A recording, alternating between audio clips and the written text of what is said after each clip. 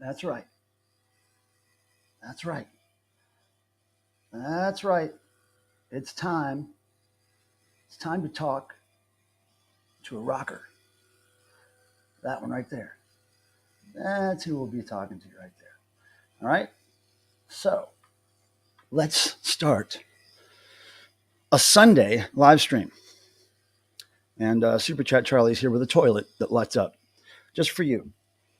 Now, what we're going to be doing is, thank you, Charlie, for your service. We're going to be talking to somebody in this band here, Detention, from Ohio. A lot of you know we've talked about them on this channel before. There's an older picture of them there.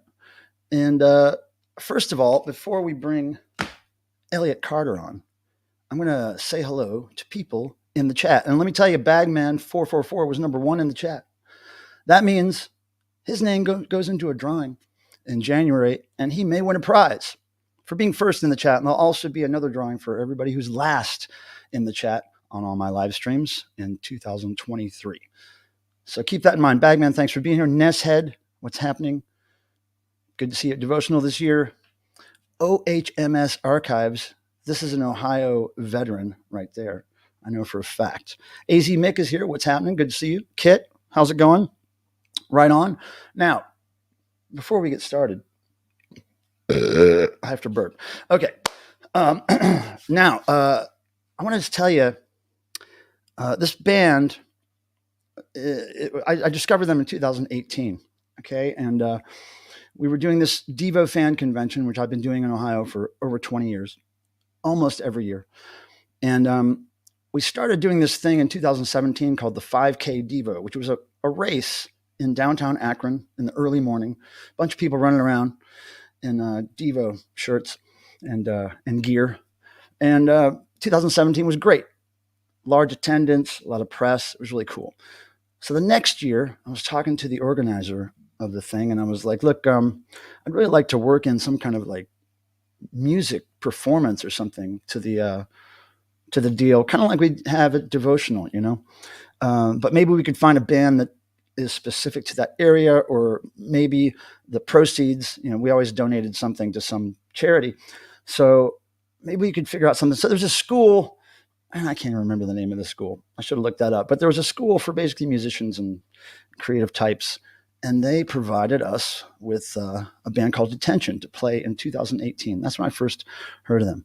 So, hey, Paul, what's up? Paul Lexivore, like that name. Heckfar, what's happening? Nice to see you. So yeah, we're gonna bring Elliott up in a second here, and we're gonna touch on detention. This is not just a detention interview. I really want to get into the mind of Elliott and see kind of how she discovered this whole rock music thing and how she got so involved with it so early and all that kind of thing. And then, you know, of course, we'll talk a little bit about detention. But I'm talking to Elliott as a music fan and as somebody who has basically made their whole life music and art, which is really respectable. So if you are ready, Elliott, she's ready. All right. So please, everyone, welcome Elliott Carter to the stage. Right. Hello. On. Hey, how's it going? Hear me okay? Yeah. Good. How are you? Yeah, I'm good. Let me turn up the volume here. Yeah. So let me just ask you to start. You remember 2018, the 5K yes, Devo? Absolutely. Right. And how were you contacted about this? You were already in the band, obviously. Yes. Man, I don't even know. I think it was the school that we all went to. Well, Fritz and Luke actually met at. They were the ones who attended the school, Fairlawn School of Music, That's right. which did, you know, different instrument lessons. I took voice lessons there for a little bit. We also did like a songwriting camp together there as a band. Lots of just like really cool programs that facilitated, you know, young artists getting together and making music. I think that it was them who were like, hey, you guys have been doing things in this vein of music lately, so you should do it. Because we did, there were a couple like porch rocker setups with them in Akron that we had, stuff like that. So yeah, that was still like when they would like reach out to us about gigs and stuff, because we would practice at the school. So I think that's how, and I think that also that was the first year of the Devo 5K, That was, oh, the or well, 2017 the was first. Yeah. 2018 was the first time we had a band. first Yeah, time you had a band. Okay, right. So that was our first time doing the Devo related stuff. that's And I right. think that was actually that same day was when Brad Savage from the Summit in Akron saw us and like kind of got hip to what we were doing as well, which is And really the cool. Summit is a radio program. Yes, Yeah. Okay. 91.3. Right. Got you. All right. So let's show people a little bit, just a little bit about what Devotional 2018 was all about. And I'm Yeah. going to try to figure out how to share the screen here. Hold on a second. So we go to present, we go to share screen. Okay, share screen. Now I'm going to go to this one. All right, here we go. Check this out. All right, we're going to bring it on here. Look at this. Now look at you guys. Oh, Look at that. You're like those are children. you could fit in my pocket. Oh my God. Look at that. Evan, the height difference between Fritz and Evan at that time was like an entire foot, like a Yeah, whole foot of height probably difference. It was probably insane. still is almost. Ridiculous. All right, so Yeah, Fritz is tall. well, let's get into who we're seeing here. Fritz is on the far left there. He's the bass player, Yep. and he's the oldest of the group, right? Yes, he's And then we have 20. you. We have you there kicking. Me, and then Luke, and Luke, then the Evan. drummer, and Evan is the guitar player. And Yes. man, there's been a lot of changes since that photo was taken. Now let me Yeah. go to another one from that day. Oh God. I just wanted to show these really early because I haven't looked at these since really Yeah. back then. So I was kind of surprised. Check this one out. Look at you guys. Oh wow. But it's great Oh my because God.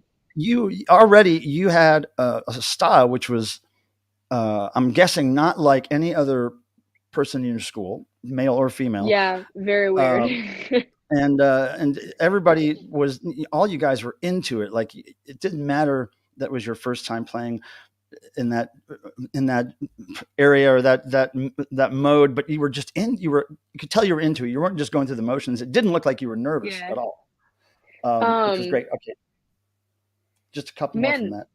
back then, I don't know. I feel like there definitely still was a good amount of nerves every time I went on stage. I mean, I've always liked doing it, but Uh, like I feel like the Devo 5Ks, oh my God. Well, Evan's obviously into it. he fell down. Those He fell gigs down. were like the first times that I felt as though I could have a stage presence or like play around with it, you know? Right. Um, I mean, I think everybody, when they get on stage for the first time, there's a certain amount of nervousness, but yeah. I think you get over it pretty quickly when, Whoa. yeah, look at that. Look, there's them on stage with Jerry, and even Jerry looks way different these days. Oh Uh, my God. look at Evan, dude. Look at Evan. It's so small. I know. My hair. That was a My really good. hair. Yeah, I know. That was like No makeup, hair unstyled. All right, girl. that's great. Okay. That's really cool. Uh, All right, so we'll move that. I just wanted to show people where you came from, and so yeah. your music is basically, you would describe it as, it's kind of I like would rock say, slash punk slash pop punk slash a little bit of yeah, metal. There's all kinds I of would stuff in it. say blanket statement pop punk is usually what we tell people because it's like the one thing that I feel like ropes people in, you know, because Yep. then I feel like pop punk can kind of reach every audience in a way. You know, people who like pop music will like us, people who like more hardcore things will like us, but we Right. do have a lot of different influences because we all like different music. So we have some hardcore influence because Evan's super into hardcore music, so his guitar playing really comes through in that.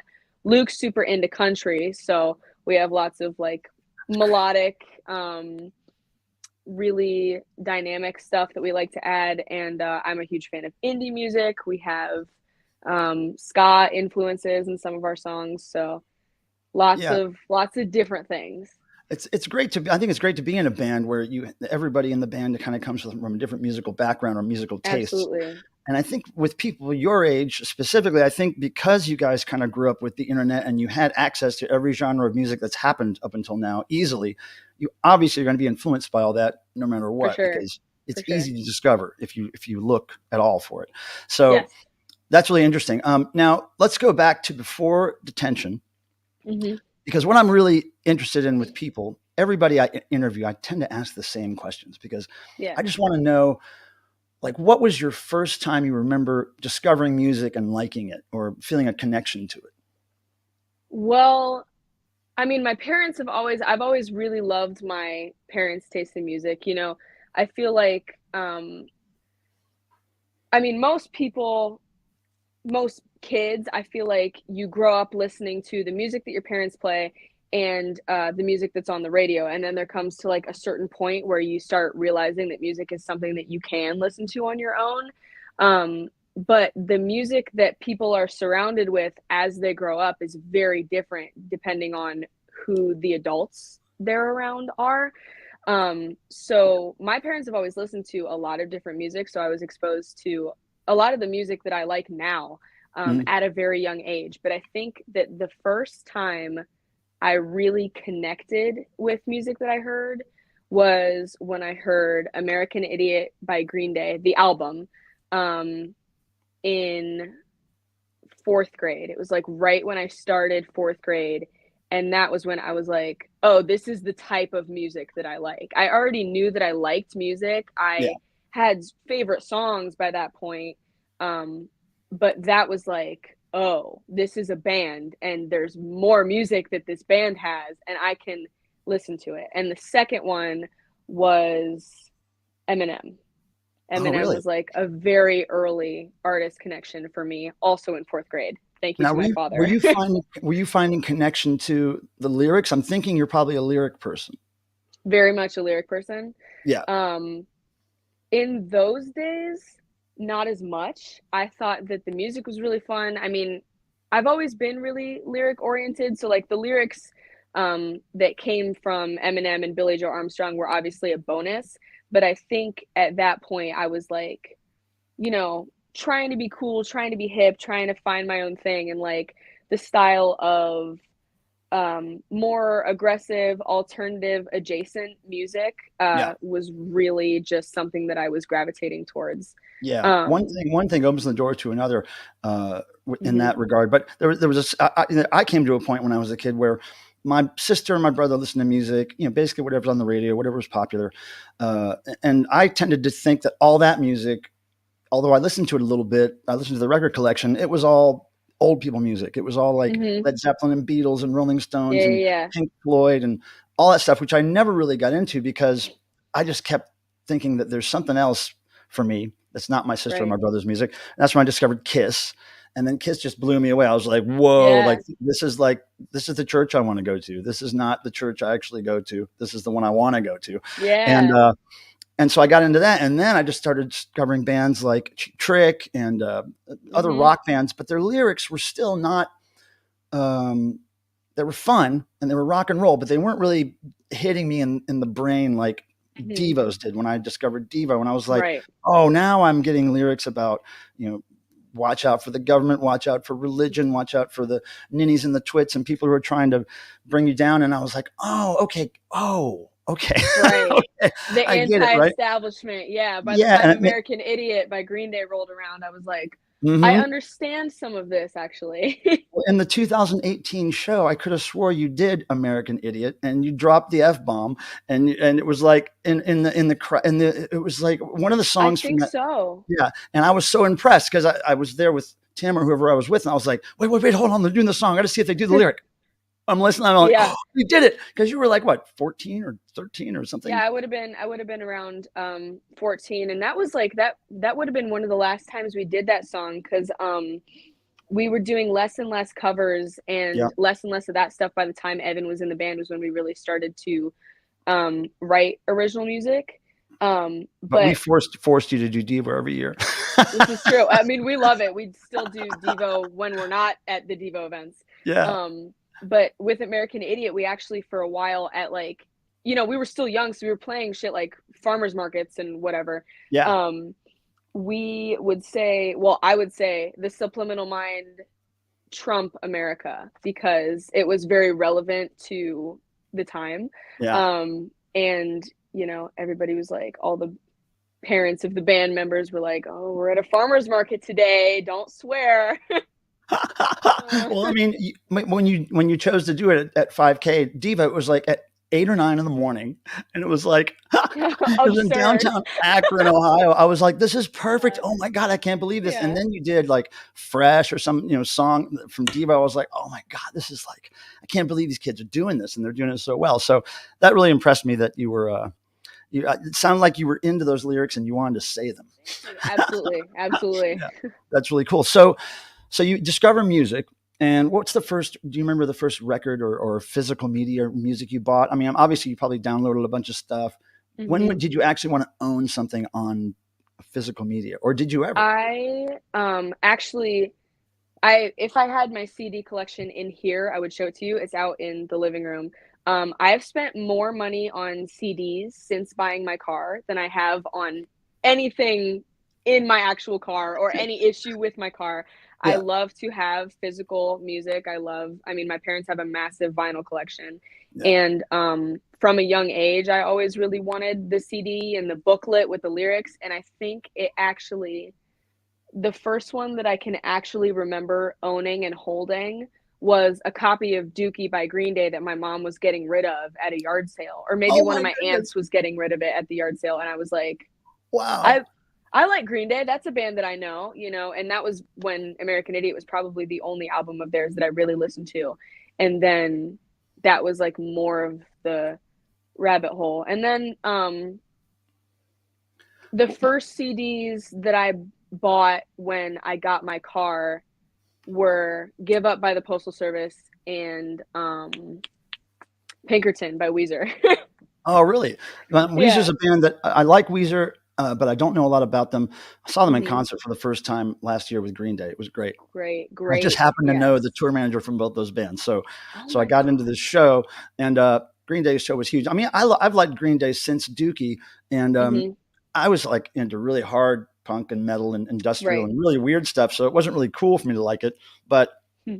I loved it. And I didn't really like the early stuff because I liked the very produced Dookie, and I like Hmm. Dookie and Beyond. I really Right. love that really polished pop production of Yeah. music. I love it.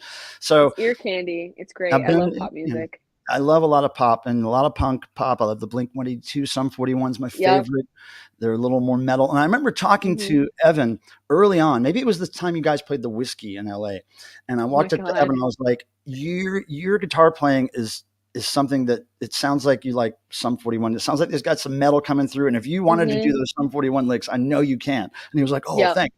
But he has Absolutely. really embraced the whole metal thing, and it sounds For great. sure. It's Yeah. awesome to have like that level of metal hardcore guitar playing coming through into pop punk songs, Right. because it just gives it a dynamic that you would never have otherwise, like if it weren't for Evan's influences, which is just so, so cool. Yeah. Now, every now and then you might notice I put something up on the screen. It's just people that are commenting about you guys. This guy saw you at Porch Rocker. Oh my Um, God. I'm just gonna put things up there every now and then. Now, if somebody has an actual specific question for you, I'll let you know. But I'm just gonna I'll put this up here. I love American Idiot. Saw them play the whole album in concert. Oh So man. so I'll do that throughout the night. Now, what attracted you? Because you guys, I gotta say that people your age do not actually go towards physical media a lot, and Which is crazy to me. Crazy. well, if you think about it, and you think about, well, what makes sense? Do I have this thing where I got to keep track of it and store it, or do I just have the Right. music on my whatever it is I play music on? But for me, it was always just the way I grew up, and you always have to have something to look Hmm. at. And I hate relying on the internet to play my music, and Yep. I Yep. just, I just hate. It's just so Agreed. much more solid to put something and make it spin. And it sounds better. It sounds better on CD. It is louder in the Yeah, car. Things come through better. It yeah. like a Spotify file is like so much as stupid as this sounds, a Spotify file is so much more compressed and you can Yeah. literally hear it if you Oh, put the it's song true. on your aux Mhm. versus the same song on your CD back to back. It's Yep. ridiculous. Yeah, and now there's a ritual too about playing physical media. You Mhm. have to find it. You tend to listen to it in the order that it is Yep. presented to you, which is bands put things in order for a reason, For right? a reason. Yep. So you listen to it, and then you become what was called back in the day album-oriented rock Mhm. format. Like radio stations would play album-oriented music, which meant they would play the hit. They would also play some other tracks off the album. And I was a Yep. very AOR related. I listened to the thing all the way through. I wouldn't just listen to a song. Like a lot of Same. people nowadays are like, I want to hear Green Day, that one song. And it's like, no, I want to Right. hear that album now. You Yeah. know? So you have Yeah. the same feelings about that. I love the story that comes along with, I mean, especially with a band like Green Day, the story that comes along with the songs in order and Hmm. the reason why the album was made. And then, I mean, I do love listening to albums in order, but on top of that, with physical media, there is a visual element that you do not get otherwise. There are Easter eggs from the band. There are Hmm. unseen photos that you wouldn't get on the internet Yep. if you click on the song on Spotify. You can read the lyrics, you can just have something. And I'm very much a collector. Oh And yeah. Look I at all love that stuff. Yeah. lots of, I mean, duplicates of things, and Oh yeah. I love to hold things and look at them and own them.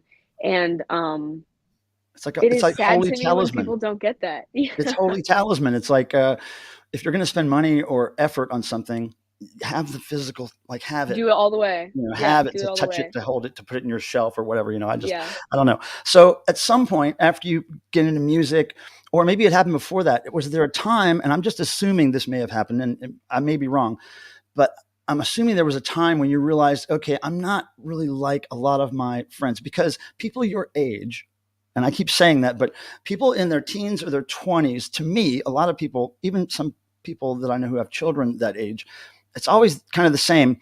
When there's this, if you think about people having a creator side and a consumer side, most people are just Hmm. consumers. Yeah. They will go to school or work and then come home and just wait till they go back to school or work and not do anything except eat up other people's creativity, food, whatever, and not Yeah. create anything themselves except maybe a bowel movement that day. So Hmm. there are kids like you, young people like you, that are constantly creating, and that's all they do is create when they're not having to go to school or work or what they have to. They're always creating, and that's very rare, I think. So at some point, you had to realize, okay, I'm different than most people in my class. In elementary school, there definitely was like a maybe more of a difference back then because, it was just Akron Public Schools. And it was just I was like looking forward to going to art class so much and like doing so much on the projects and like being so excited to like bring them home and hang them up. And then actually, when I was in fourth grade, I changed schools to go to a school that is in Akron called Miller South, which is a school for the visual and performing arts. So it's a public school, but it's audition only. And I auditioned for visual art, and then I was like with a lot of kids who also wanted to be creative all the time and Yeah, make yeah. art their thing or make music their thing. And I'm so lucky to have had that experience. I went there from fourth through eighth grade. And, I feel like sometimes public school can just really stifle creativity. And I'm so lucky to have grown up in a place where I can have it fostered by my teachers. And then I went to my high school. I auditioned into an arts program that I did all 4 years of high school. And now that actually got me my portfolio, got me a scholarship to Kent State for visual art, which I am at Nice. now doing all the visual arts. Oh, So, that's cool. Now we're going to get into your visual art. I wanted to bring up a couple of things on screen that people have been saying. Now, going back to that Green Day CD, there you go. oh my God. Yeah, yeah, yeah. I Who's was like, that? I think it was a collaborative Now, yard sale who's between all Megan? my Tell us who Megan is. that's my aunt. She's my mom's sister. She's the Right. middle child in my mom's family. So thank her for the Green Day CD. Thank you. And now here, Bagman444 has a question for you. What are your fave bands, artists of the last decade? Mm, the last Let's just decade. say three to five of your favorites Ooh, like bands that have. I'm gonna take it as like bands that have that come have up. come up since the last 10 years. Yeah, newer bands. Oh, this is crazy because like all I can think of is new music by old bands. Like I would want to say my favorite albums Oh, okay, of well, the let's go time for that. period. Uh, okay, Just so my favorite band of all time is Death Cab for Cutie, and they put out an album last fall called how am I Whoa, Asphalt Meadows. Anyways, let's just pretend that I didn't space. Called Asphalt Meadows, and I think that it is really a thing to every time a band that used to put out things that you really, really loved to just kind of like write it off when they make new music, as in like they can never go back to the way that they were, and like how could they still, you know, resonate with me on this time. Like, I mean, U2 just put out a new single and I think it's great, and I hear a lot of people being like, oh, you know, like they should just like stop. And last fall I was like fully prepared to be like, I'll listen to the Death Cab album, but like I don't know if it'll have the same feeling. And it's one of my favorite albums of theirs now. Like I That's just great. wasn't expecting how good it was. Yeah. I love all their albums, but it was really, really great. So Asphalt Meadows by Death Cab for Cutie, new music wise. And then bands of the last 10 years, probably like a lot of, you know, emo bands. Like I really was into, I'm still am, but really was super into Falling in Reverse for a while, Pierce the Veil. I think I You know, only know bands those of like band the names. earlier 2000s. I think I only know those band names because I've seen you wearing shirts of them. Yes, absolutely. Absolutely. Lots of t-shirts. Lots of That's great. t-shirts. All right. So next question here from Paul, who saw you guys at Porch Rocker. Fave CD record shops to hit in Akron, Ohio area. Do you know? Independent record stores, I would definitely say Highland Square Records in Highland Square. It's like a mile from where I grew up, so I always used to walk there, and Wow. it's Cool. still in business, and it's been there for forever. And it's great. They have great music. They have super cool stuff. It's a cool area. And then there's also one in Akron as well called Hollow Bone Records. That's super I've heard of cool. that. Yeah. They always put up our posters when we bring them in for shows and everything. And obviously I love just going to the Exchange. I mean, they have the Exchange everywhere, but like every time I'm in a new area that has an Exchange, like sometimes I'll go to Cleveland and there's an Exchange in Cleveland, so I get to check out a different one. I just love it. They have, you know, Nice. everything. Yeah. Now you're going to have to explain this one to me. Maybe this is somebody that knows Fritz. Super Monkey Fling says Fritz is always going to be a coffee. What does that mean? Oh my gosh, I have no I idea think what that means. coffee is Fritz's mom's maiden name. So Oh, okay. before his mom was Dana Miller, she was Wow. Coffee. That's great. What a weird It's so last funny. name. I know, it's pretty awesome. That's great. Coffee is everybody's addicted to coffee. You know, I'll drive by these coffee places in the morning. Everybody's lining up, and I'm like, "You drug addicts! Do you understand that you are drug addicts? It's crazy. Do you get It's it? Crazy. I don't think they think they're drug addicts, but they are drug addicts. It's an easy drug to like, get hooked to. You know, sugar. Now, oh yeah, sugar. That's bad. Yeah. I'm trying to cut addiction. sodas out of my life. I did for a year and a half, and then I went on tour and had to use them medicinally, and now I'm back on the damn thing. So I'm trying to fall off that addiction. Now, my friend Nesshead, who's a visual artist, says, "Tell us about your art." Now, here's what I'm going to do. I'm going to show some pictures, right? And then you just describe. I've got a couple of things ready here. I'm just going to take a random one. Some of my stuff around here as well. Yeah. Okay. Cool. Yeah. So let's start with this thing. Hold on a second. I shit together here. Okay. Let's see if that works. Is that working? Oh yeah. Okay, I'm going to share the screen. Oh yeah, this is a good one. All right. Now just tell us about this. Here we go. Share screen. Here we go.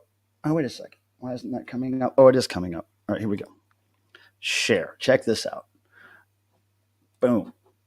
Now you drew this, right? I assume. Yes. Yeah. And now, did you draw it and then have it printed out on something as an applique or a sticker, or is that actually a drawing that big? So basically, I did. This one is me. There's 4 of them, all in different colors. We have one for each member of the band. We wanted to make huge life-size monster characters of ourselves to put behind us on the stage when we perform, just to because it would be awesome. So these actually I drew in my iPad, probably, you know, like that big. And then we found a company that makes these banners and prints them on like a spandex fabric, actually. Wow. So what that is a metal arch, like 2 poles that go up an arch. And then this spandex sleeve that stretches over the whole thing that the drawing is printed on. Have you used those on stage before? Yes, we used them for the first time at our Musica show in Akron in July, and Wow, then we've used them at every bigger gig we've done. We did Porch Rocker. Porch Rocker had those most outside stages, any stage that's big enough to accommodate them. We like to try that's and have the great. banners up. Yeah. That's great. That's fantastic. Okay, so as you can see, everybody, illustrator extraordinaire, very cool style that doesn't look like exactly anybody else I've seen. And now I'm going to put another one up here. See what happens now. Come on, computer, you can do it. All right, here we go. Check this out. Come on. Oh, now, so you've got that behind you right now. I noticed. Yes, I Now this is do. an actual painting, right? Yes, this There it is is. Look a at physical painting. that. This Is that one is a class actually, project? Did I understand that correctly? yes, this one was the final for my intro to painting class last semester. And this class was really like kicking my ass. Like I hated every project up until this one. But we Oh had wow. to basically create our own shadow box collage that we would then make a painting based off of. Oh. Um, and I wanted to do like the piece is called Broken Vessel because I wanted to do like a very Frankenstein theme. I really, really love Frankenstein. He comes up in, or like inspo from him comes up in a lot of my other art. And some of your But characters I have the did, bolts in the neck, right? The yep, bolts in the Frankenstein neck, bolts. Yeah, yeah, stitches on them. yeah. My main character is like this big blue bunny named Kitty, who has Frankenstein bolts. She's a Franken bunny. Um, but this one was like I wanted to do a lot of like medical imagery from blood vessels and veins and stuff, and then the Yep. actual like broken shell of a man, Frankenstein, brought back to life with no soul. Um, I think it's I'm very, very proud of that one. You know, it's interesting when I saw those bolts in the neck of your characters and the little scars and Mm-hmm. stuff. I remembered that when I was a little kid, like very little, like before I was 9, very young, I would Mm-hmm. take any magazines or newspapers or whatever, and I would always draw scars on people and bolts in the neck, blood Yeah. come out of the mouth. Like I don't know why I was just totally like into that. I don't know Yeah, why. yeah, yeah. I've never been really into gory movies or like Mm-hmm. faces of death or anything like that. I just liked the art visualization of these Yeah, monster what do you call them, same. tidbits, I guess. All Yeah, right, I'm now, super into monster art. okay, so I got a couple more of your art. I just want to give people kind of a quick overview of what you Little have been doing. background. Here we go. Here now, this is a good one. Now that is, I'll make it big. Now that is at an art show you did, yeah, Yes, that was in front of isn't my it? senior portfolio at Oh wait. Firestone. Yes. Um, that was my senior art show. Every senior in the visual arts program at Firestone High School got to build their own gallery exhibit, and we do a senior art show at the end of the school year. And this was mine. So I had all my stuff hanging up. I spent hours painting. I mean, I don't know if you can tell how big that corner is in the Yeah. picture, but I was like spent days of school skipping all of my classes because it was the end of the year, standing on a ladder in the middle of the common area, painting that huge black spiral. And then like 2 days before the gallery, I made that giant that bunny cutout of Kitty behind me is like 8 feet tall. And Wow. I So painted that you're about to you're about go half ahead. as tall as that wall behind you, right? Not even. I Not don't know. even. Maybe actually, Wow. yeah, probably about half as tall. About half as tall, I'd say. And you could tell you've designed your appearance, like just like an artist would. I mean, the Mm-hmm. boots and the hair and the addition of the digital glasses there. It's also it's also creative and it's really good to see. I mean, I don't have a whole lot of respect for young people typically when I meet them because they're garbage, right? But this is so awesome that you've fallen into something where you can just keep creating and you do your completely your own thing, and Thank you. and your parents, I guess they let you do this. I don't know if that's important that they It's have to let true. you do anything, but I think it's great that you They have that out. endorse it. They One endorse it. more. I can't remember what this. Oh, I remember what this is. This is like a physical kind of cool thing you built that I noticed today. Come on now, little computer, you can do it. You got. Oh, let me hit enter again. There we go. Come on. Come on. Okay, this guy. Now this is Yes. it's a sculpture of sorts, right? It's a box. Yes, I have it right here Look at actually. that. Okay, let me just make you So, big, and I'm going to take this oh off my the gosh. screen, and I'm going to make you solo layout. Hold on. Here we go. This is my Check that favorite out. thing that I've built this year. So I'm gonna show you guys how it goes because it's the assignment was for my It's 3D crazy. composition class where we had to make a functional box, but I wanted to have an extra layer to it. So you might notice that the top of the box looks like it's peeling off a little bit, but actually that's intentional because the top layer of her face velcros off to reveal this little guts moment, and Oh then the yeah. box opens and we have some glittery fun things like the heart and soul of our Lord and Savior Jesus Christ, There it is. and some glow in the dark bugs and stuff, all of the beautiful things that are inside of Kitty's That is brain, so because cool. this is that character Kitty. So Now, how yeah. long did it take you to make that approximately?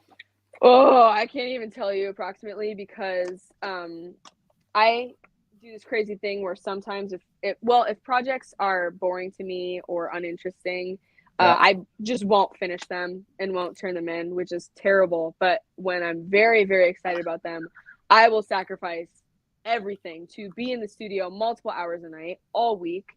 So I basically did like 4 or 5 days in a row from 7 p.m. to 3 in the morning, just Wow. constructing this, cutting it up, varnishing it, glitter, buying shit from Hobby Lobby, all that. Now, now was this an assignment, or did you just come up with this idea to make a container? So the assignment was to make a container. The container Oh, could be any shape that you wanted, I anything that see. you wanted, decorated any way you want. And so I just went insane with it. That's so cool. Now Very happy with look who that just one. look who showed up. Ah, it's Al. Al Mothersbaugh of the mighty Massive Hot Dog Recall. Hot dog recall. Yeah, yeah, he's a great guy. He turns out the devotional every year he plays. It's so Yes, cool. It's so cool. absolutely. All right, so more things to talk about. So let's go back to detention for a second. So in 2021, we finally got you guys to play the actual devotional event, which Mm-hmm. is pretty late at night, a bunch of drunk Devo fans in a big room, and you've played that now what three or so years in a row, right? Something Yeah, like that. I want to say three. 21, 22, and 23. Yeah, three. Yeah. Yeah, because I don't think we did it in. Oh yeah, there was no 2020, No, but I yeah. remember. Yeah, 2021 was with Fred Armisen, and Yep. we covered Fist Fight from That's right. his Amazing.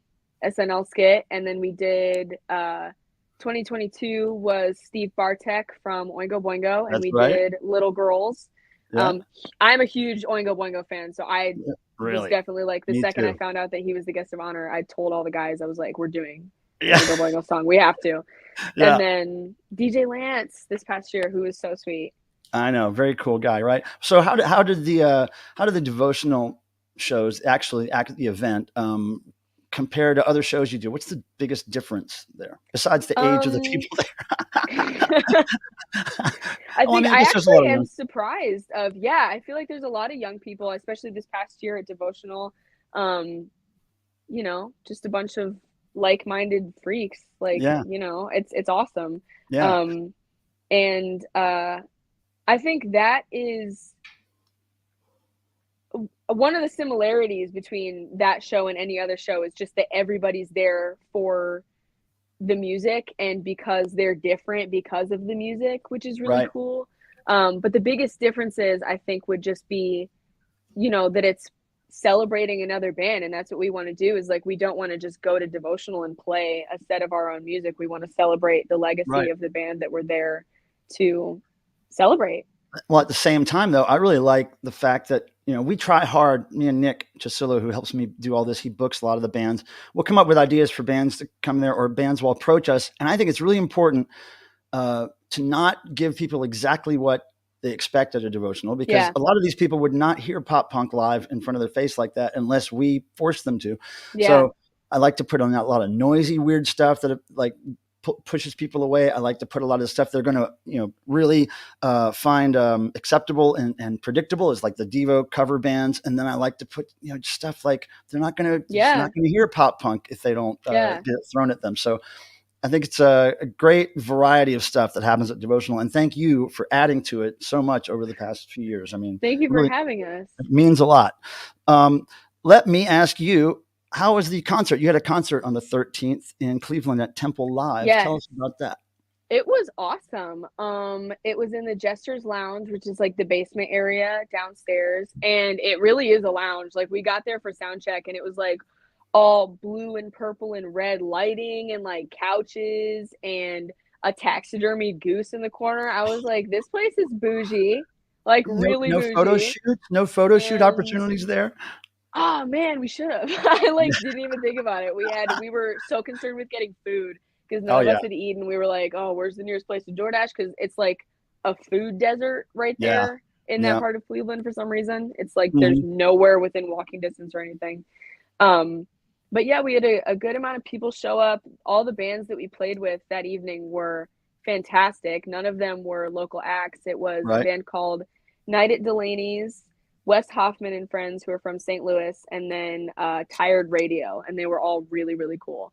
Tired Radio, that sounds like a good name for a band. It's a great name, and their merch was like the sickest merch I've ever seen from a band that we've played with. I was like blown away by their t-shirts. They had like 6 different super awesome designs. It was awesome. Now, let me ask you about t-shirts, because I have this at the bottom of my list, because I am a t-shirt whore, pardon the French, but I am a t-shirt whore, and like ever since I went to my first concert, which was Kiss in '77, and my sister did not buy me a shirt because I had no idea there was merch.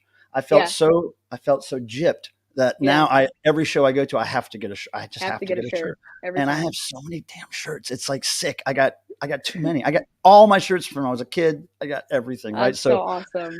So what's the last shirt you bought band wise, and what's your favorite band shirt right now? Last shirt I bought was at the Melvins show I went to with my uncle at concert wise anyways.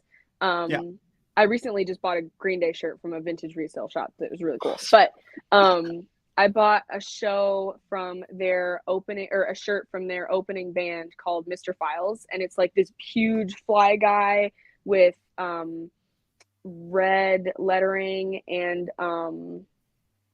they're from the same record label as Melvins, so it has the logo on the back, and it was a really cool shirt. And I thought that they were, it was Melvins and Boris and this other band, and I thought that they were like the standout act of the night. I was like, I have to get a t-shirt. They were awesome. Yeah. I've known Melvins for years. I have some friends who are really good friends with them, and grew up with them kind of. And I've seen them a few times. I saw them in South America once. We were there with Devo, and Melvins were playing a festival we were playing. But then Devo had this one club show there too. And at that club show, me and one of the local guys went down in this basement, and then there were the Melvins rehearsing. I was like, so we got to watch them rehearse for a few minutes, but I like them. They're intense. They are dedicated to their art and their craft. Buzz is hilarious, and what a weirdo.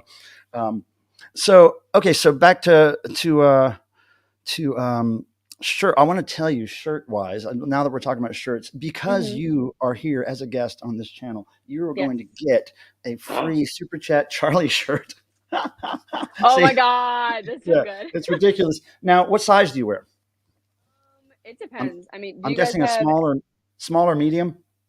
Yeah. Do you guys have extra small or just smalls? I think I just have smalls, but I'll do small. I'll send you one. This is a medium, but I'll send you a small. That's awesome. For sure.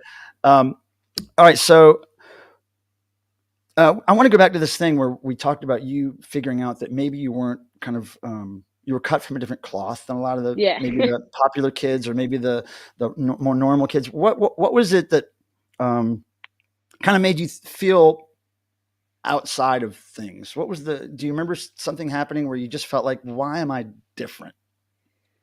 I don't really know if there was like a specific instance, especially not when I was younger, because I definitely gravitated to a lot of friends. I've had friends now for like 11 years, that were also just like weird like me in middle school, which was really cool.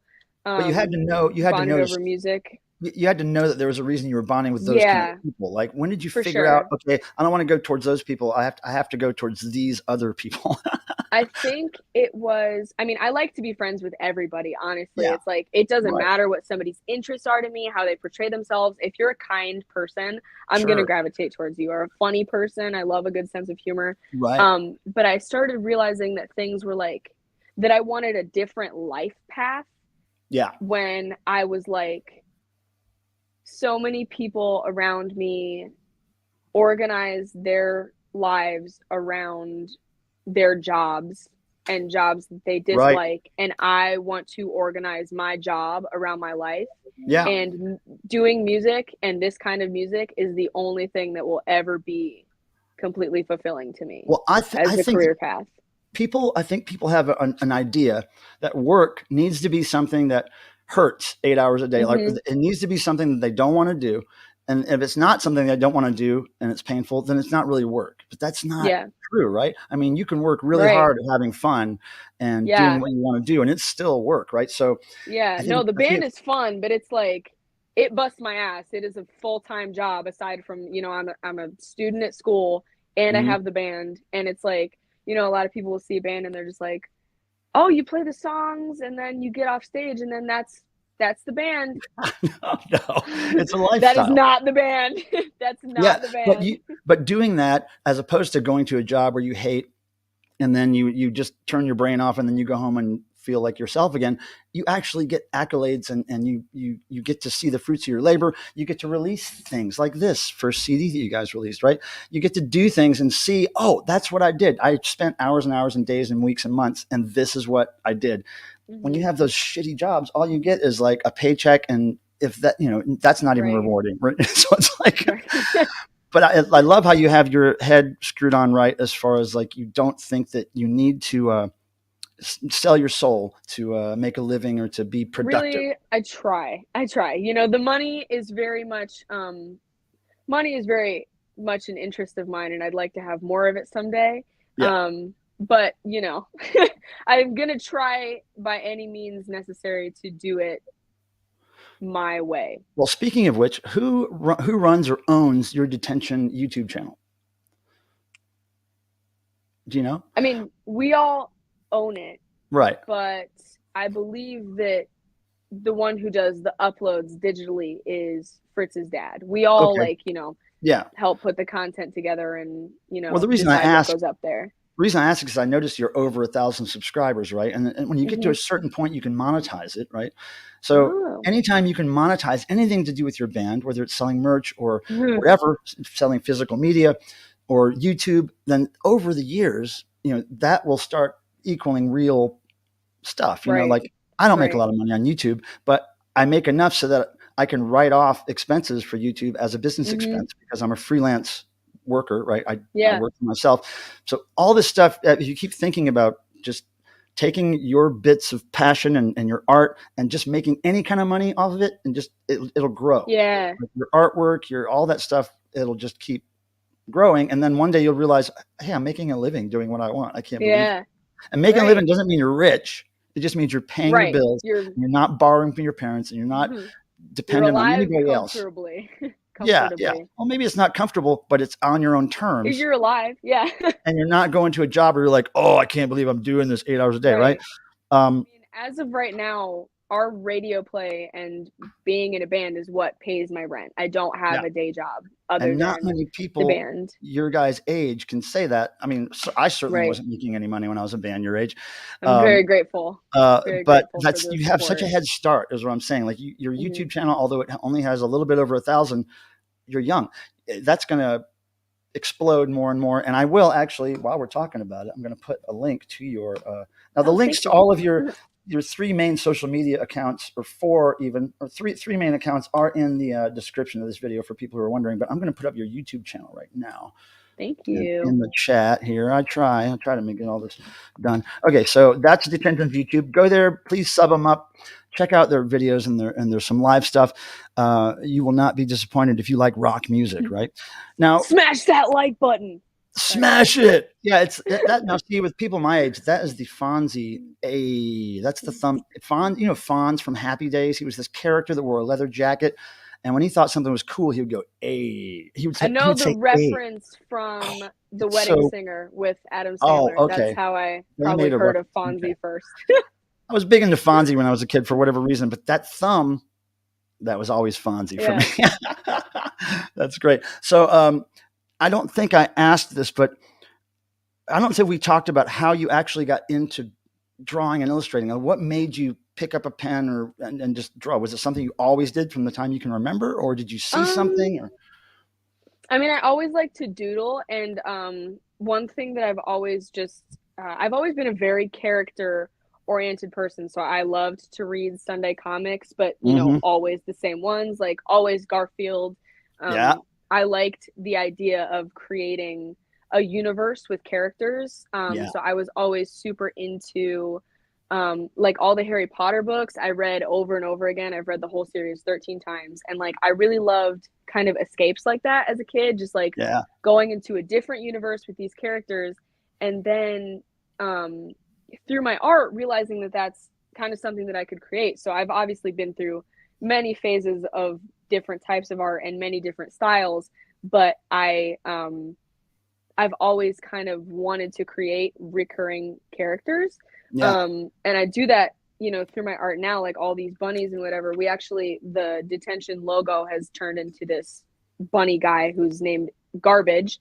And he He's got actually the tooth, is, right? He got the gold tooth. he originally was a Look doll at that I that. made. You made Um, that. yeah, I did. This was the first evolution Oh. of Garbage. Before I even drew him, I made this doll. Where And did then the I was rubber like, face come from? Was that something you just I bought? made it. This is clay. What? So this is a hospital bunny stuffed animal, and his head and his spine is made of tinfoil that I formed clay onto and put glass gems in for his eyes. And the teeth are actually acrylic nails that You are got hold on. I got to make you painted. big. I got to make you big for this. You got to show people. This is amazing. I can't believe. Hold on. Okay, watch. Look at this. This is Handmade. Garbage. Yes, Look at and then that. his nipples are clay as well, and also on with I think dental all of our floss. nipples are clay. Yes. Now, see, this is something where you could, that's part of a portfolio that you could present to a special effects company one day, and you could be Right. doing masks and you could Yeah, be yeah, yeah. doing movie props, Would and love to there's do stuff like that. I love you sculpture. I'm a huge fan of 3D art. the world is your oyster. But we were talking about characters and how that led you to draw. I was the Yeah. same way when I was a little kid. I was drawn to like drawing scars and blood and the Frankenstein Mhm. things. And then I discovered Gene Simmons and Kiss, and I was like, oh, that was a whole world of characters to Yeah, they draw. all look like superheroes. It's amazing. Yeah, and like the evil one was the one I was really into. It was like, oh, that Yeah. appeals to my Catholic damage. I want Right. that. And then that led into, oh, I can not only draw Gene Simmons, I can draw other things that are creepy and Mhm. weird. And then I just started like going crazy. For And then I sure. discovered graffiti, and it was like, oh man, there's a whole world of different Yeah. illustration styles. And all right. So speaking of Catholicism, because I went to Catholic school from kindergarten until fourth grade in Ohio, and it was only because I think I lived in a poor neighborhood, and the Catholic school was right down the street, and I think they may have given us some kind of like free tuition there or something. So my Yeah. parents sent me down there because they thought it would heal my hyperactivity or something. I don't know, but I swear that school that was a great example of what I did not want to be involved in at a Yeah. certain point. So that gave me a lot of impetus to go elsewhere, right? So, but how did religion play a role in your life? Were you ever, given something, and were you told believe this or not, or was that not a big part of your family, or what's that about?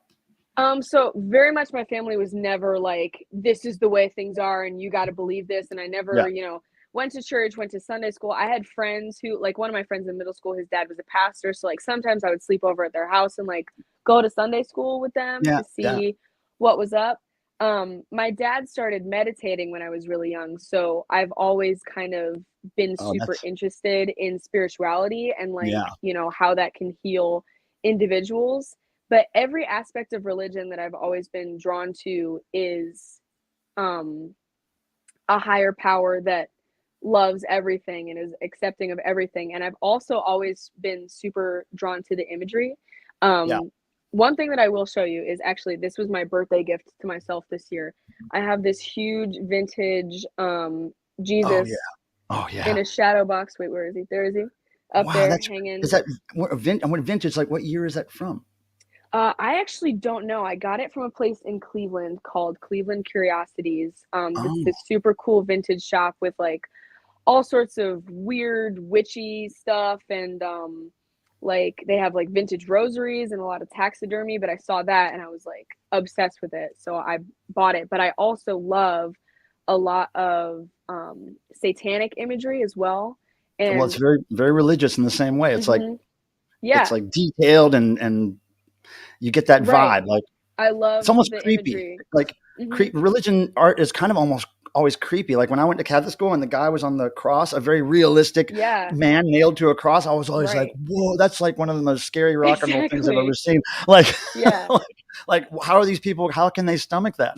Yeah, Like, I'm drawn to like every aspect of it, and I do have a lot of Jesus imagery that I wear and put up in my house and post on the internet. And like one thing that I get a lot is like with also doing the type of music that I do, looking the way that I do, wearing satanic crosses and pentagrams and yeah, stuff every yeah. day. Everybody's like, "So what's with you and Jesus?" And I'm like, "Well, I He owes me actually $20. I just like him."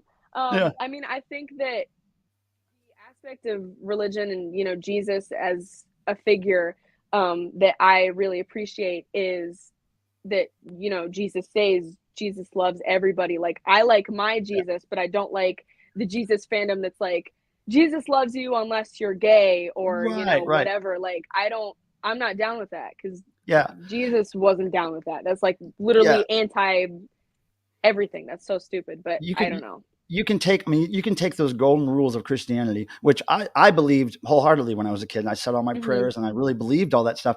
And then I figured out, oh, wait a second.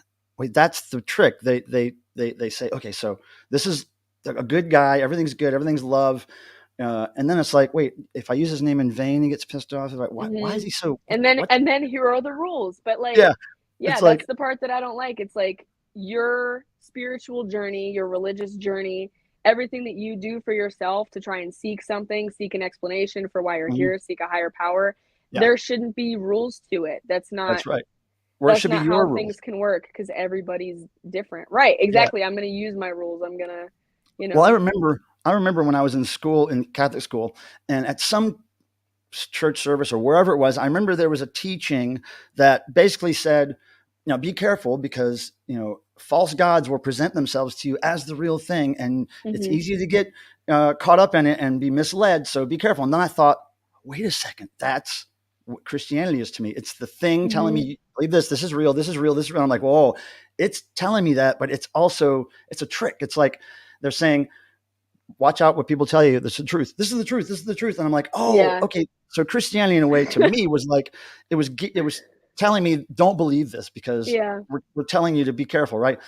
So even Satanists, they don't really believe in Satan because Satan's part of Yeah. Christianity, right? They just use that as a mascot to attract Right. people who are disillusioned. But the whole thing with Satan is, I am God, you are God, we are all God, and we have to live by Mhm. our own morals. If we don't live by Mhm. your own morals, then you're going to hell or you're not going to be happy, Yeah. right? But when you sort out your own morals and your beliefs, it's like that's what you have to live by. I mean, it just makes sense, right? But your morals and your beliefs have to be set up on what you actually believe you should Right. do, and not Yeah, what you yeah. want to be, not Not what you think you should be. not propaganda. Yeah, what you are, right? Yeah. So here, now this guy Nayland X says you're an awesome artist. Keep it up, right? Thank you so much. Right. And then Breakfast King says W2F, that is awesome. You're showing some of your art. Now, Bagman says another question for both of you, but it doesn't go anywhere after that, so I'm not sure what happened. No part 2.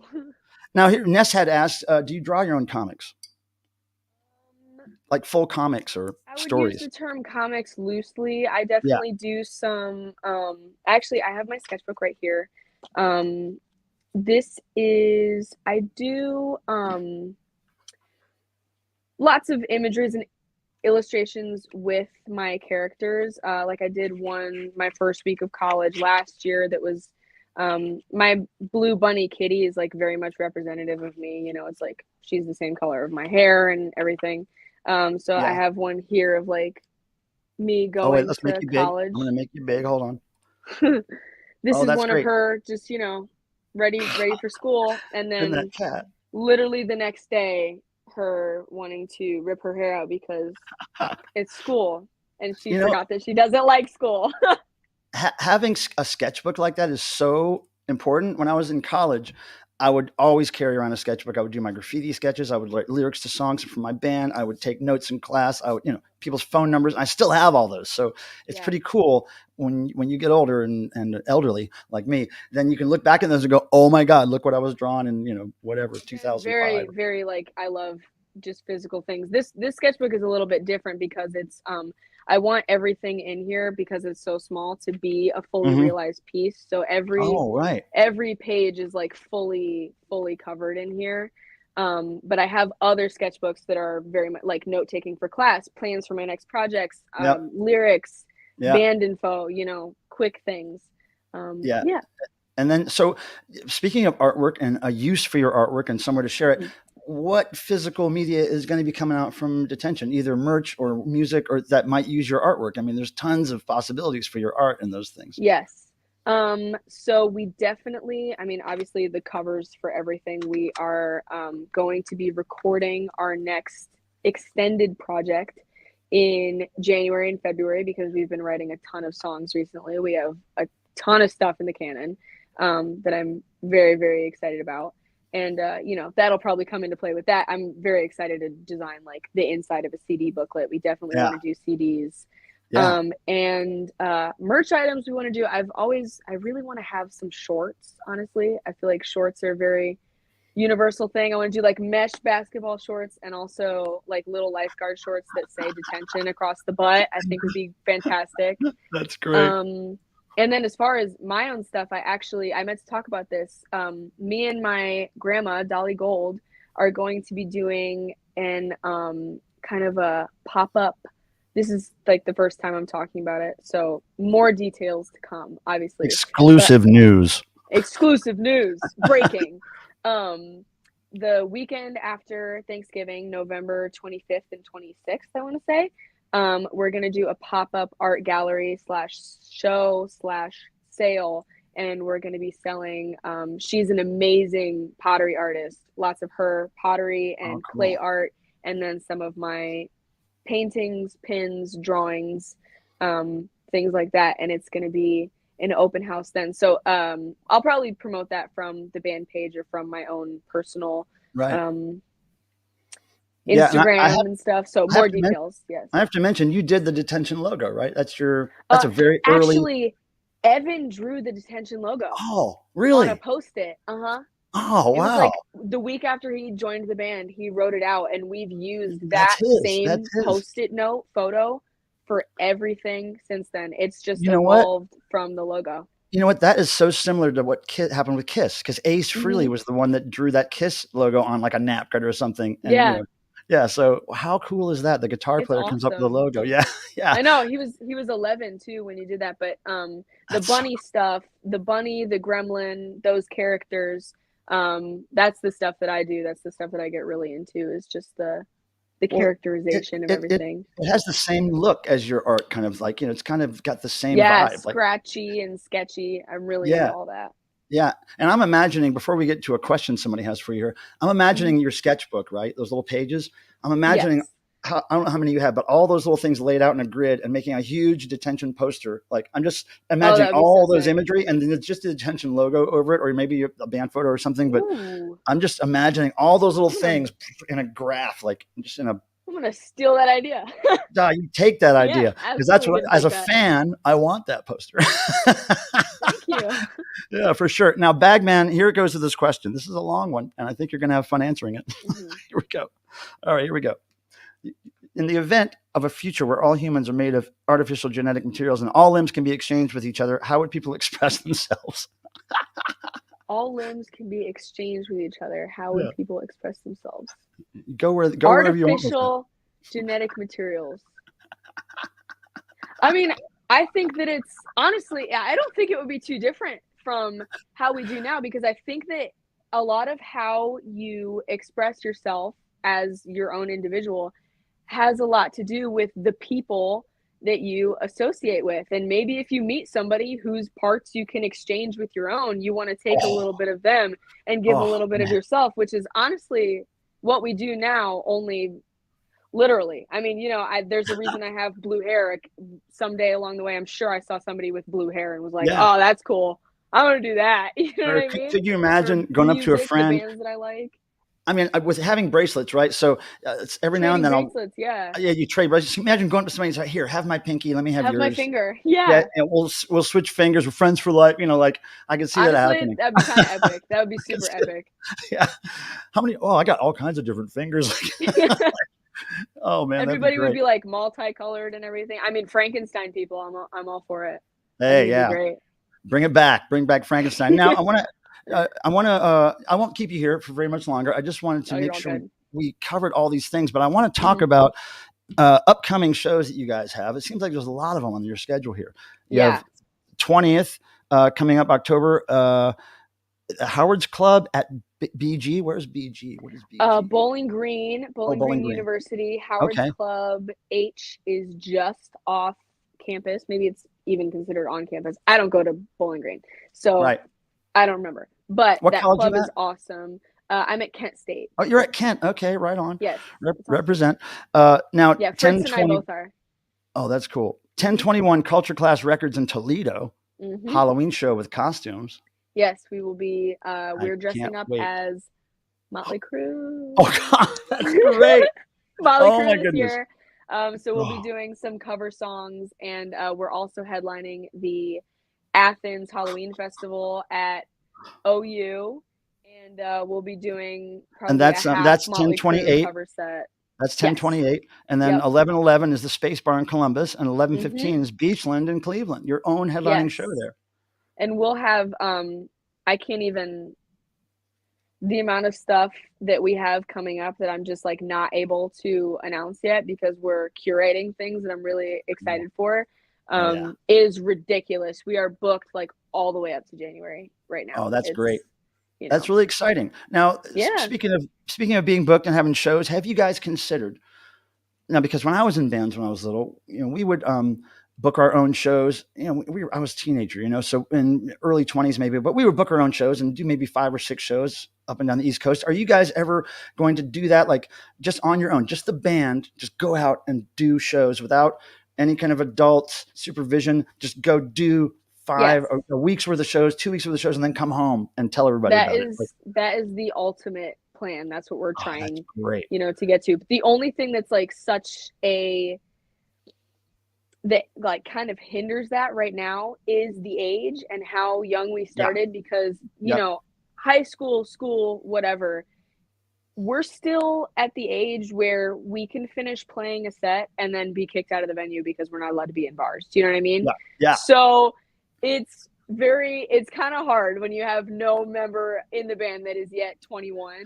Well, there are But yes, punk that's rock what we're house absolutely parties. working up to. There's Yes, punk absolutely. rock house parties. There's all kinds of stuff you could play, right? It And doesn't lots have of to be stuff a like that in real Akron, venue. but Yeah. we haven't broken other states enough yet Yeah. just to know those places and know who to reach out to. But recently, we have been making more of those connections with Oh, the cool.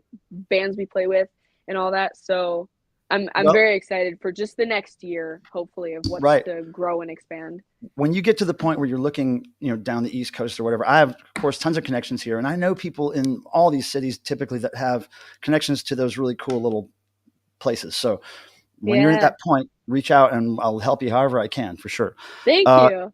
Now, Lexivores, I see, would have crab claws. Crab claws. Oh, And then, you can exchange with animals too yeah, hey, in the that world, universe? you got to make up your own rules. Oh my God. I would have antlers. Are you Have kidding me? faith. Yeah. I would have antlers. I would put antlers on my I would have head those for sure. big goat Sagittarius Satan feet, those like hoofs. Oh, that'd be so good. Oh yeah. I would be a centaur for sure. Yeah. That'd And be dye epic. my fur purple. Yes. Now, Lexivar says he'll see you at Space Bar. Awesome. Now, Lexivar, I want you to, Very excited for that one. if you haven't met them before, I want you to make sure you go up and say, I met you on the live stream interview. For sure. And now here, Leon Pooh. That's what is your favorite that's my venue? brother. I think Really? that's my brother. I think that might be my brother Leon. What's up, brother? That's great. What's your favorite venue Um, to play or go to? favorite venue to my favorite venue to attend just when I go to shows, I would love to play there, is the Agora in Cleveland. I feel like the venue setup is just fantastic. I love No. seeing bands there. It's like large, so there's lots of room for people, but it still feels like a very intimate venue. And the guy who sold me my car, which by the way, I'm gonna just mention my car really quick because it's one of my favorite material items in the entire world. Right It is a on. 2006 PT Cruiser with a license plate that says PT Bruiser. Um, love my car, obsessed with my car. It's The it's guy the who sold me square my one. car works at the Agora. Is it kind of It, square? it's Okay. like it looks like a box but rounded. It looks like a bug. Like it looks like an insect. It's awesome. Wow. Um, Now, did you put the plate on I there? Was love that it. your idea? Yeah, my dad actually came up with, we were like thinking of different vanity plate ideas because I was like, I want something really good. I want something really good. And he was like, what about PT Bruiser? I was like, absolutely, that's the one. Oh, that's Um, fantastic. but the guy who sold me my car works at the Agora, so I also just love to like see him every time I go and we talk about the car, we talk about shows. He sees so many shows. Yeah. And then my favorite venue to play,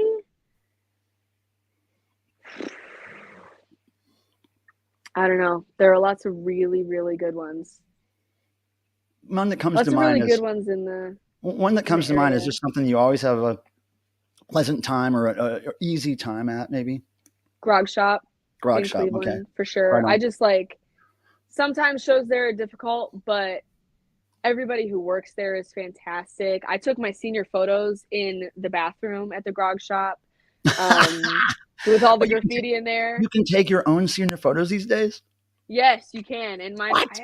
I wonder if I You have like a wallet size one in my so sketchbook. lucky. That's cool, man. I would have oof. Oh I man, would have if they would have given me that option, man. I don't know what I would have done. Now I here, know check life this out. life would be different. Lexivor says he met you at the CD 92.9 show this summer. That's Oh cool. sweet. Oh my gosh, You have a returning fan. And Columbus. look, Leon Pooh says it That is is my your brother. brother. PT Bruiser is hilarious, says John Lazaro. Yes. Now, I thought we were going to see Tim in here. He knew this was happening, but I don't see him in the chat at all. I don't think he Oh, even showed up. oh, What the fuck is he doing? I'm sure he'll see it after the fact. Yeah, yeah. He'll see it later.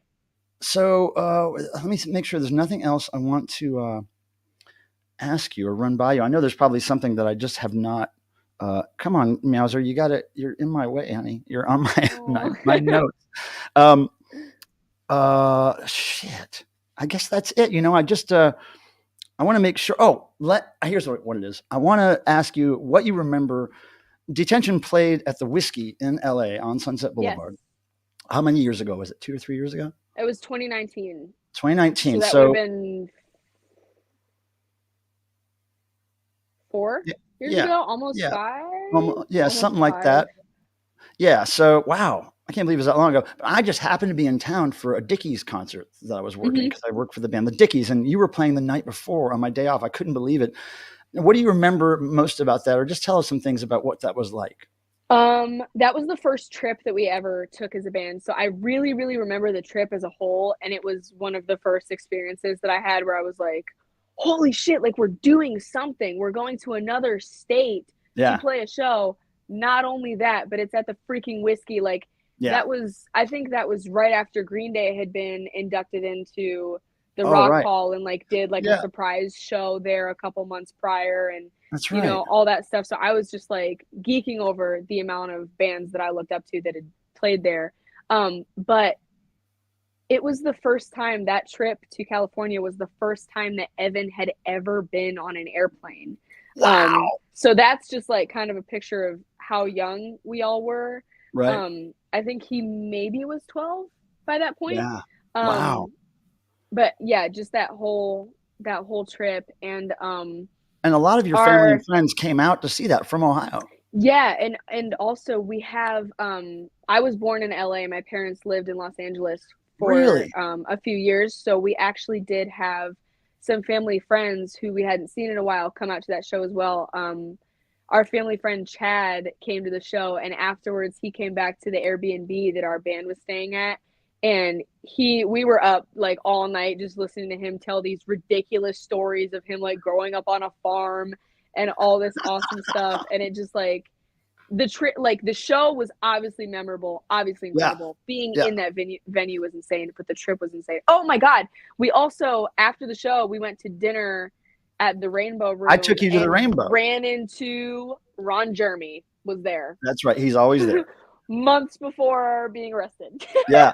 I So remember that was after the insane. show, I was like, I went up to your parents. I was like, I want to take them down to the street to the Rainbow. Can I take them to the Rainbow? So I don't know if you came down there initially with us, but I think I took most of the band, and then I took them I definitely upstairs to met show you. that. I think I met you there probably. Oh, okay, right, because we went earlier and we went up to that vampire balcony place where all the Yeah. Hollywood vampires would hang out and write their music and do their drugs and all that stuff. And they were just like, whoa, because it was all kind of closed off. But I was like, no, Yeah. come up here, just come up. And it was really cool. And then we hung out with your parents and we had some beers. And it Yeah. was really fun. It was That really was so cool. fun. But so are you going to be going out there? Because this guy here, John, says any plans for Washington State? I mean, I know that's a long trip to be planning Yeah. for now. I mean, you're probably going to, when you go on your next little tour, maybe by yourself, you'll just focus on the East Coast maybe, or the Midwest or something like that. Yeah, Right? I'm thinking definitely probably East Coast first, just because of where the connections that we've been building Mhm. are. We've been meeting lots of bands out of Buffalo, and then a couple bands up at, like I said, that band that we played with on Friday is from St. Louis. So, Yep. Chicago, that area I'd like That's to cool. Yeah. get to. And then, yeah, I would like to get out to the West Coast, and I would love to get to like Vegas. I think that the Vegas music scene has always been really cool, especially for, pop punk emo bands. Lots of bands that Mhm. I am really into that are from the early 2000s, all kind of broke in Vegas. So I would love, I mean, I really just want to go anywhere. I want to just, hit states in a little beeline and just Yeah. get to all the cool places. I would Well, love to go to Seattle. That's where Death Cab is from. So right. Well, Seattle for sure. even before you play shows there, you should think about maybe just going and visiting, taking a vacation, going to see some For shows in sure. Vegas. There's a really cool club right outside of the main Vegas strip called, I think it's called Counts Vamped, VAMP''D, Counts Vamped, and it's owned by somebody who's on a TV show. He's kind of like a vampire type. I don't know anything about TV, but I went there to see Bang Tango last year, and it was such a cool little club. Everybody was so nice, and it's off the beaten path. It's not in the touristy part of Vegas. So I would recommend as soon as you're able to just go out and just go see bands and explore those places before you go there I would as a love band. to. Yeah. I love traveling, and I love traveling with the band, even when we're not doing Mhm. shows. Like we'll sometimes stay. We record out in Paynesville, so sometimes like we'll get an Airbnb there. I always thought Paynesville was a It's just a perfect name. little too far. Oh, it's so good. It's so good. But just anytime we're traveling as a band and doing things and having fun, it's always like just the most ridiculous stories and memories. And I love doing stuff like that. Now, do you keep any kind of diary or any kind of notes on tours or your memories or anything? I guess that's what social media is for, kind of Not a nowadays. writing diary, but what I actually did was about a year ago now, I bought a digital camera, and I take a lot of photos when we're out and about doing things, events, trips, shows. Photos and videos all happen on the digital camera. When we did some stuff earlier in the summer, Luke and I filmed a vlog of us in our hotel on my digital camera, just like dicking around, and Oh, that's um, great. it was really fun. I like to look back on stuff like that, and it looks timeless, which is what I appreciate Right. about it. Now, who in your band, if anybody was going to be the archivist of the band, the person who would keep one of every flyer, keep every release, keep all the photos, you. Okay, so Me, absolutely me. own that. Just call yourself the archivist for the band and just stick to it, because all that stuff will become very important and valuable to you later. Imagine like a point where you get to do a deluxe version of your first album, and then it's all this bonus stuff, and all that stuff can be very useful. Oh, it's going to be ridiculous. I keep freaking everything. We have a lot of it actually we put in the barn that we practice in, which is at Luke's house.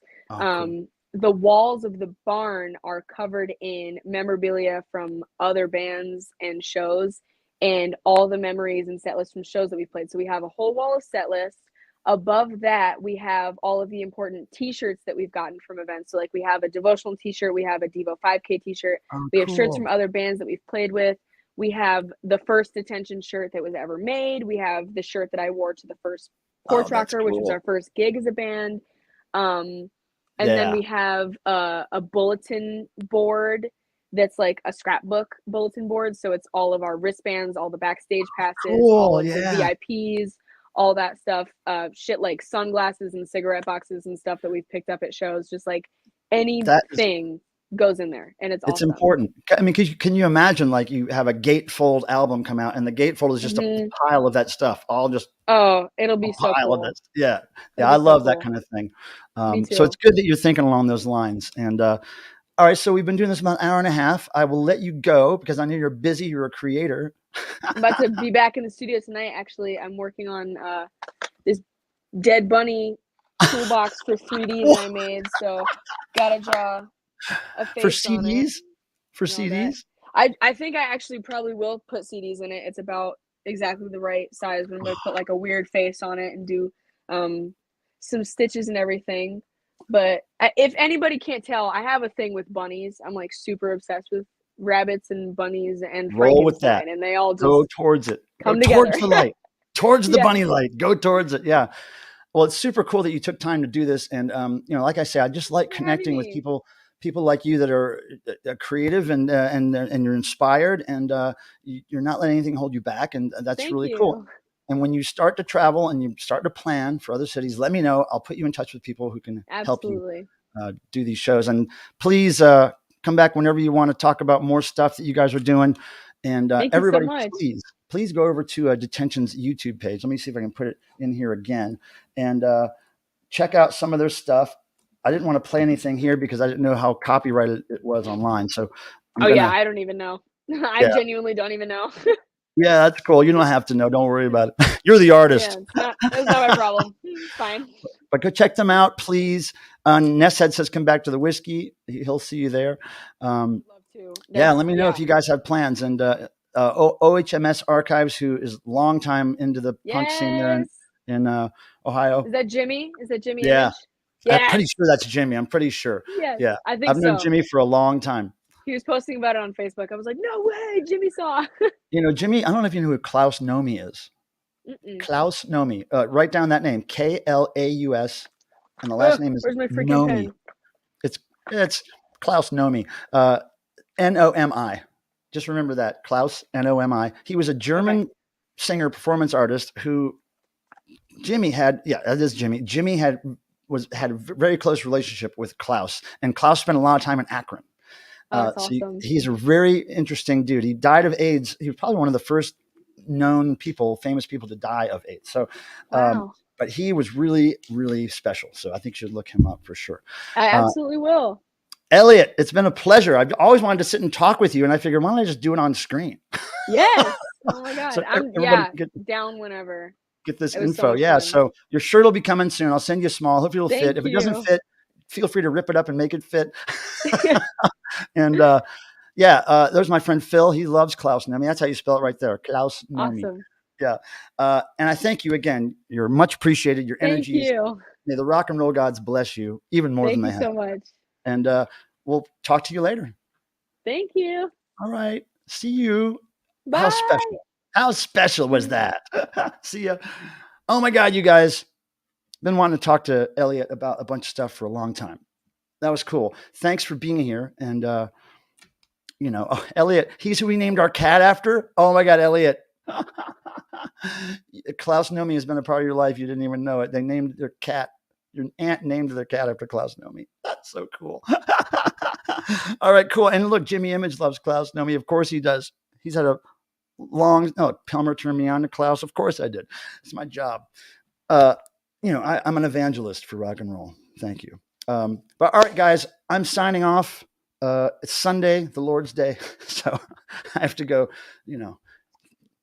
tell people my sins or something. I don't know what I'm going to do. But you guys, I'll not be doing my typical live stream on Thursday because the Soap Girls are playing here in Raleigh. So I'm probably going to do a little live stream, maybe from the venue. I don't know. We'll try to get them involved. But bless ye, people of rock and roll and YouTube. And we will catch you later. All right.